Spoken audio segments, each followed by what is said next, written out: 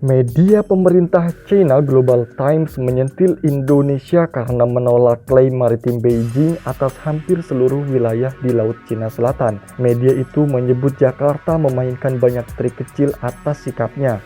Misi Tetap Indonesia untuk PBB telah mengirim surat kepada Sekretaris Jenderal PBB Antonio Guterres pada bulan Mei. Dalam suratnya, diplomat tersebut mengingatkan PBB bahwa klaim Beijing di Laut Cina Selatan tidak memiliki dasar hukum internasional dan melawan Konvensi PBB 1982 tentang hukum laut atau UNCLOS. Posisi Indonesia terkait sengketa maritim Laut Cina Selatan jelas, yakni semua sengketa harus diselesaikan sesuai dengan UNCLOS 1982.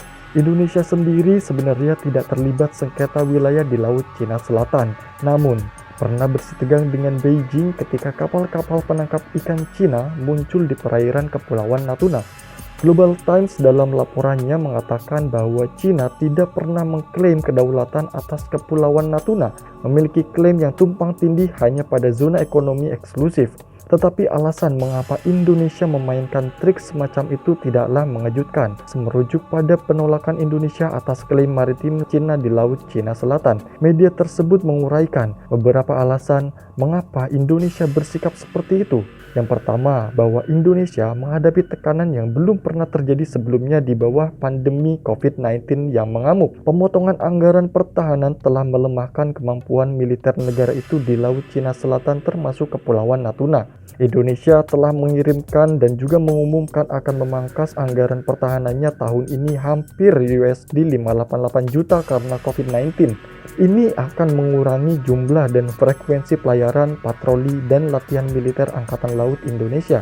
Sistem militer dan kepolisian Indonesia khawatir bahwa negara tersebut akan kehilangan kekuatan sebelumnya untuk melindungi hak-haknya di laut. Karena itu, menurut Global Times, sejak paruh kedua 2019 Indonesia tetap fokus pada masalah Laut Cina Selatan. Presiden Indonesia Joko Widodo dan pejabat militer tingkat tinggi telah berulang kali pergi ke Kepulauan Natuna untuk mengatakan dan menyatakan kedaulatannya. Alasan kedua bahwa Indonesia salah menilai situasi ketika mencoba mengambil keuntungan dari kasus arbitrase di Laut Cina Selatan yang diprakarsai oleh Filipina 4 tahun lalu. Indonesia mencoba menggunakan pernyataan agresif yang dibuat oleh Menteri Luar Negeri Amerika Serikat Michael Pompeo tentang Laut Cina Selatan pada 13 Juli untuk membenarkan putusan ilegal 2016 oleh Pengadilan Arbitrase Permanen dan untuk menyelesaikan perselisihan yang ada di sekitar Kepulauan Natuna. Alasan ketiga, Indonesia cenderung membuka rintangan untuk menarik investasi asing ke Kepulauan Natuna. Pada bulan Januari, Presiden Joko Widodo dan Menteri Luar Negeri Jepang Fumio